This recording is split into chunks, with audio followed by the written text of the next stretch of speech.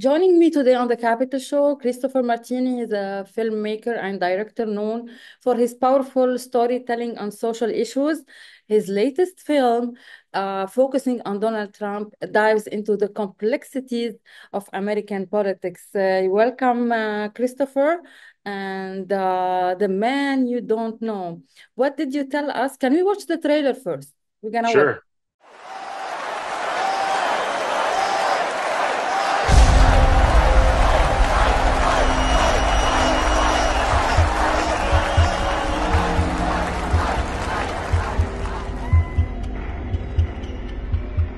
Donald Trump and the MAGA Republicans representing extremism. Donald Trump is a great threat to our democracy. The greatest threat the world faces. It's destructive to our democracy to go out and put a bullet in Donald Trump. He has to be eliminated. That he is a misogynist, homophobic, racist. Eliminated.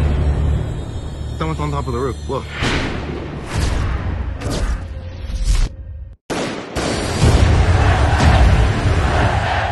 You want me to tell you something about Donald Trump that the media doesn't know? How about this? He's a wonderful human being. My father's a man who has a heart of gold, and it's the side that a lot of America does see, and the side that the media doesn't want you to see. This is a guy running for president. He had no place else he would rather be than right there with his granddaughter in her pre-K class.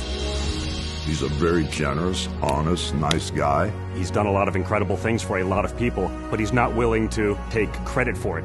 My only child, he was hit head-on by an illegal alien with 2 felony convictions. And I started to become suicidal. As I was telling him about losing my best friend, I could see him tear up.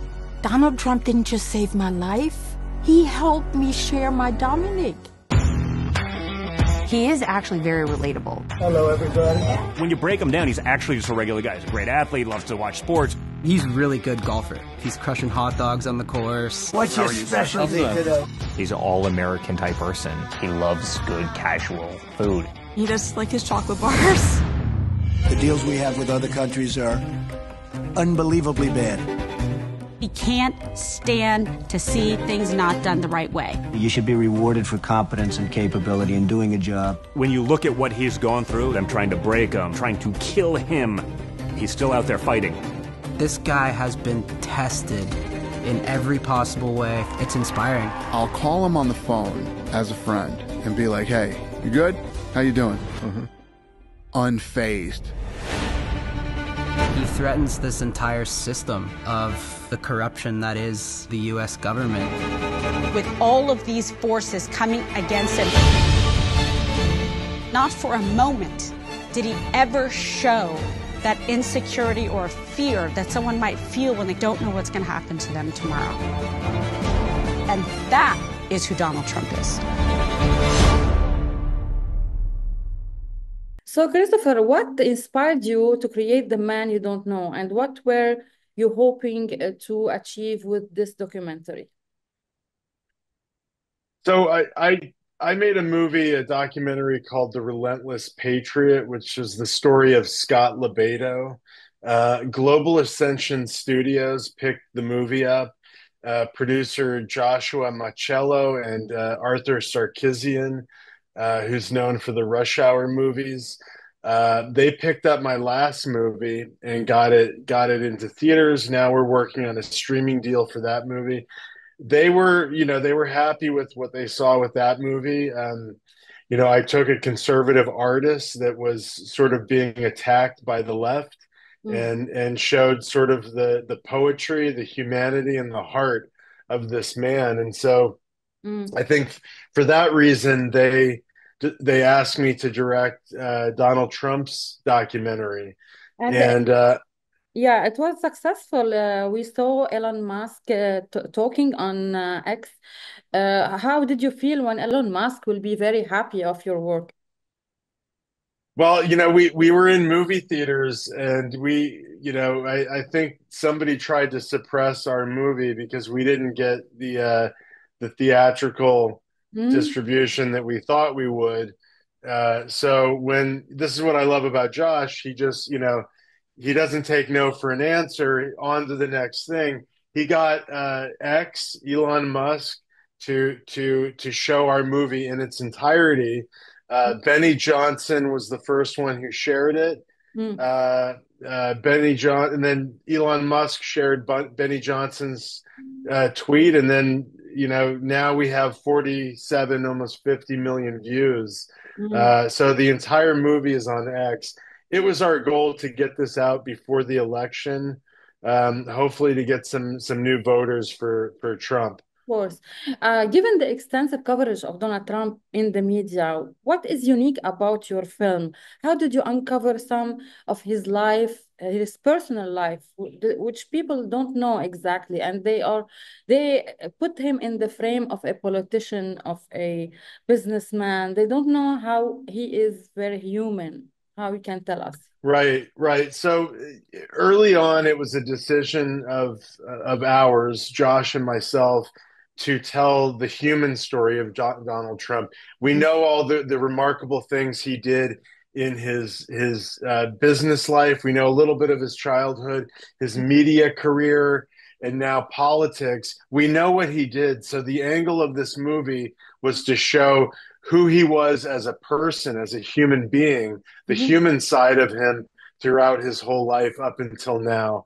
And so, a lot of things that people don't know, and the media is not going to cover this. And other movies about Donald Trump certainly were not in his favor. So this movie shows the many people that he helped, his humanitarian efforts, his philanthropic efforts. He literally he paid for somebody's cancer treatment. He saved a farm in Georgia, that was in the family for generations, after their father committed suicide because of a mortgage and then the bank taking it away. So He, he did all the he he did did all these rem- He did a lot also for veterans, as we know. And I just want to know, how did you pick up the interviewees? There was family members, there was notable public figures. What insight did they bring to the project? So we worked with Lynn Patton, who is actually in the film. She's also an executive producer on the film. She worked at the Trump organization as a low-level employee and now is pretty much, running the operation for them. She's a family friend. So with her we were able to involve the children, Eric Trump, Don Jr., Lara Trump, Kai Trump, the granddaughter, Kimberly Guilfoyle.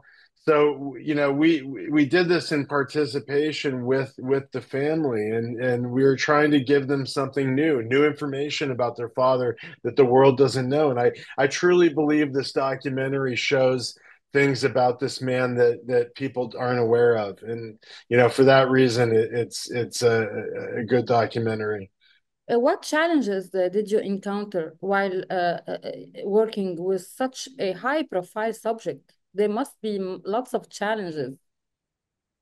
The first challenge, when I started writing the treatment in July, and just the scope of this man's life, the so many things that he did in his life is remarkable. How do you tell this man's story in under 90 minutes? So that was the first challenge that I had, and then also we know that a lot of people aren't going to like this movie and are going to want to see sort of a balanced perspective. But Yeah. honestly, the situation in our country is so dire right now. I wanted to sort of tell the story about him that I wanted to tell, and that's what I did. And I think it's still a great story. The challenge was the time frame. We Yeah. shot and finished this in 2 months. Oh So my we goodness. I thought you were we working for maybe 2 years on that. no. I started writing it in July. We started shooting it in August, and by October it was in theaters. So we from start to finish, from shooting to locking picture and sound mixing, Mm.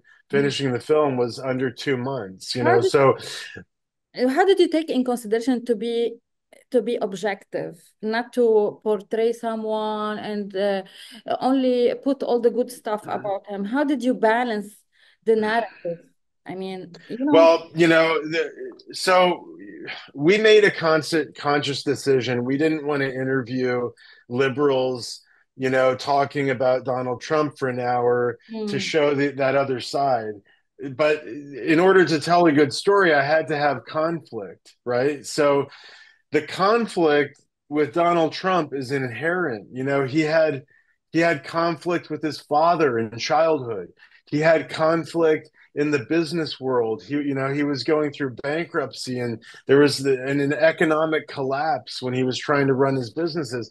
You Mhm. know, in his media career, he had conflict. He lost his wife, and then look what happened to him when he ran for president. When he became a front runner, everyone went after him. They You said know, he's a threat of democracy. I mean, this is very rude sometimes. And also, Kamala Harris portray all Trump followers or MAGA believers as a garbage. This is so, yeah, insulting. the threat to democracy are the globalists that are essentially destroying this country, want to destroy this country. They're the true threat to democracy, and I think the Democrats are sort of being controlled by the globalists. So I think that they are the threat to democracy. How do you think the film can be helpful in the election, can influence public perception of Trump, and just uh, give the impression that he is the right choice to be in the White House? Well, they tried to kill him twice, and he was saved by an inch. And if you're a spiritual person, you know that there must be a reason he's alive. And Mhm. if you look at this film, if you look at his life story and how he gave up his entire life to run for politics. He actually lost money, being president, and you can't buy him. He has nothing to gain. So you'll see in this movie that he truly loves his country, and I think when people see that, there may be a few more people that weren't aware of that that might vote for him. Yeah, yeah.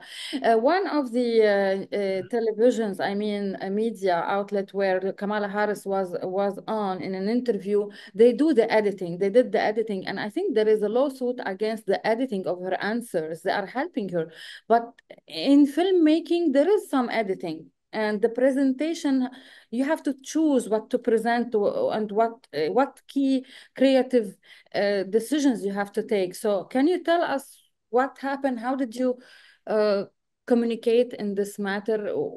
What was the There, post-production of it? filmmaking in its essence, in its heart, is manipulation. Like if you're a filmmaker and you say you're not manipulating, you're a complete liar. Like Mhm. Ken Burns, Ken Burns, who appears to be, a balanced filmmaker, is not balanced at all. You can see his politics in Mhm. every edit, every decision, every question he asks, the way that he puts his films together. It's clearly you can see his politics. So regardless, your belief is going to come through in a film. But I think the most important thing is not, is actually having a strong belief, having something to say, having a premise. And our premise was to counter all the lies about this man. So when somebody on the left makes a film about Donald Trump that is, it's not considered propaganda, although the film is negative about him.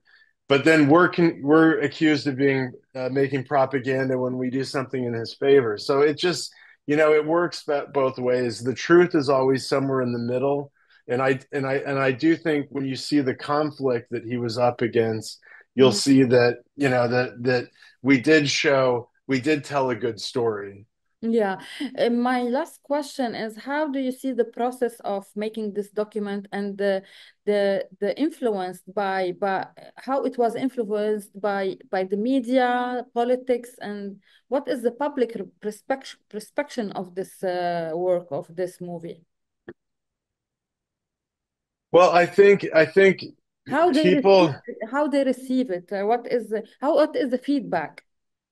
I think the people that are on, that are going to vote for Donald Trump, that are Republican, the conservatives that saw this film, they thought this film was sort of inspired, and that they see so much love and heart and emotion in this film. But the people that don't like Donald Trump see this film as a complete failure and not even a movie, and just a piece of propaganda or a PSA. But I do think that that is the beauty of this country, and that's the beauty of the arts. You don't have to like it. It's up to you if you like it or not. When you go to the Venice Biennale and look at all the sculptures and you see, paintings of like the Virgin Mary with like feces or urine on top of her, me as a Christian, I wouldn't call that a piece of artwork. But somebody who agrees with that, who doesn't like religion, would call that a masterpiece. It's That's also the that's the beauty of art. It's up to you to decide what you like and what you don't like. And always for many of us, this film is a work of art. So yeah, it is fantastic because in a short time you just made the summary of his life and of the side of his life that people don't know. One more question, and the final one is about the financing. Was your intention is to make money from this production, or it was like a dedication for President Trump? Can you tell us about the financial issue? So that's the genius of Joshua Machello, my producer, who is very not only a creative producer but also very good with money and finance and raising money. This is his genius, right? So yes, we have investors. We want to make our money back, but we're also, we're releasing this before the election. We want it to make a big impact, so we put it on X for free, and Wow. it This is a big message. so it depends what you believe, but Josh and I were talking about this today. We believe when you give a gift, you receive it back in some form, and this was our gift to America at this time. We could have held it back and said, no, we're going to wait for a streaming deal, but we gave it to our country at this crucial time when they needed it, and we're not worried. We will get what we deserve when it's our time. That's an act of a patriot. Thank you, Christopher Martini. Thank you so much for being with us. My audience will like your thoughts, and congratulations. It's a great movie, great documentary. You did fantastic. Thank you. Maria, thank you. Hope to come on again soon. Thank you.